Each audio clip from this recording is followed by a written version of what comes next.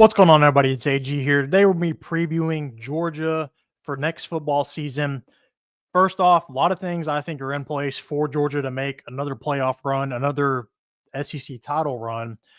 They lose some key pieces. We'll look at those and talk about those here in a minute. But Kirby Smart's got the things in place for this team to be successful. First off, let's look at how they did last year. All right, so obviously 6-2 in conference play, 11-3 overall. Won the SEC championship. Their couple losses in the regular season, close loss to Alabama, 1 touchdown, and then an 18-point loss to Ole Miss, but multiple impressive wins throughout the year. Clemson manhandled them. That's a playoff team. Beat Texas by 15, beat Texas twice.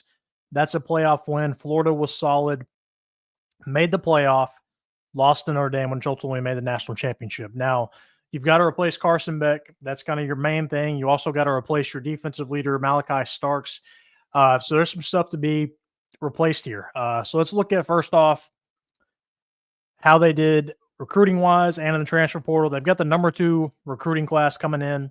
Now, none of these guys are probably going to contribute right away, but you've got the pieces in place for success moving forward. You've got the pieces in place for depth pieces, multiple 5-stars coming in here. D lineman, another D lineman, offensive lineman, linebacker, whole ton of 5 and 4 stars. There's a reason in the number 2 class. Now, this transfer portal class, not as great, number 26, but that's more of a quantity over quality approach, is why the number's low, because most of the times teams that bring in 40 transfers are going to be higher just because of that. But Georgia has some guys out of this transfer class that are going to help. Number 1, Josh McCray, a running back coming up from Illinois. Probably not going to start for them. They do have their starting running back coming back, but I think he provides a good depth piece for you. Bring in edge rusher from Army, and then the main one that's going to contribute is at the receiver position. You've got Zachariah Branch coming over from USC that should help you out, as well as Noah Thomas and Micah Bell, multiple receivers. As far as what their start lineup is looking at right now, here you can see it on your screen now, or you should be able to. Gunnar Stockton at quarterback. That's the main piece that I think, number 1, I'm actually kind of optimistic about. I thought he played good in the playoff. I know they didn't win, but really I thought that was more of a skill position issue. Like, he would hit them in stride and really hit the receivers or tight ends in stride and then just drop the ball. And which is kind of different for Georgia. Usually they have the skill guys, but they didn't even look like they usually look as far as being big, physical, the types I expect to see from Georgia. But they've got guys coming back. We'll look at their stats here in a minute. Let's go ahead and look at that actually while we're here. So they've got some guys coming back. All right. Obviously, Carson Beck's gone, but you've got Gunnar Stockton at quarterback. Nate Frazier at running back. He'll be back. Receiver-wise, Dylan Bell here comes back, 500 yards. They bring back C.J. Allen on defense, who was, besides Malachi Stark, their leading tackler.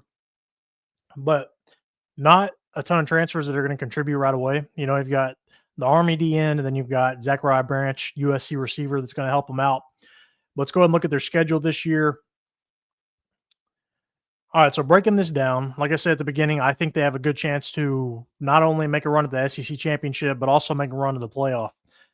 Starting off with Marshall, shouldn't have an issue there. Kirby Smart's teams don't usually lose to teams they shouldn't lose to, minus getting close last year with Georgia Tech, but that'll be 1-0. Austin Peay, that'll be 2-0. At Tennessee, I think Tennessee will take a little step back. They're not going to be near as good as they were last year, so that should put you at 3-0. The good news for them is the 4 toughest teams they play at home. Actually, the 5 toughest, because we'll throw Georgia Tech in there. 5 toughest teams Georgia plays, they play at home. So you've got Alabama at home. Alabama's got to replace some pieces. Jalen Milroe's gone. Another year in Kalen DeBoer's systems, they'll probably be improved, but I'm going to take Georgia there. Having it at home, I think, is going to help them. That'll put them at 4-0. Kentucky and Auburn, shouldn't be any issues there, I don't think. So I'll put you at 6-0. You've got Ole Miss at home. They lose a lot from last year. Got to replace Jackson Dart, among other pieces. I think they'll win that one despite losing to Ole Miss last year. 7-0 versus Florida. Florida's not going to be easy. I think the Gators will be improved. DJ Lagway is legit. But I still think having that game at home is going to benefit you. Got them going 8-0 now. Mississippi State, no issue there, 9-0.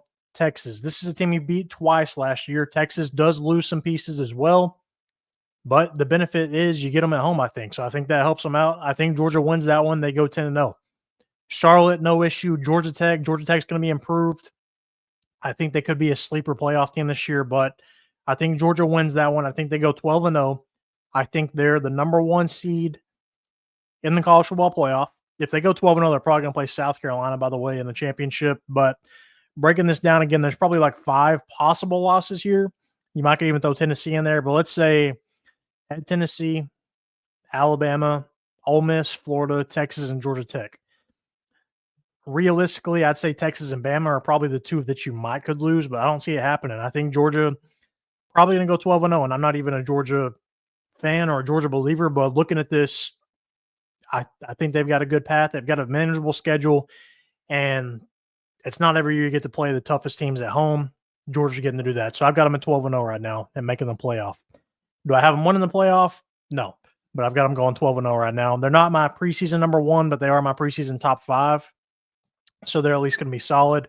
I did put out a preseason top 25 ranking not too long ago, so go check that out if you're interested. But what do you think Georgia goes record-wise this season? What are your thoughts on Georgia this season? Let me know. Comment down below. Make sure to like this video, and most importantly, subscribe.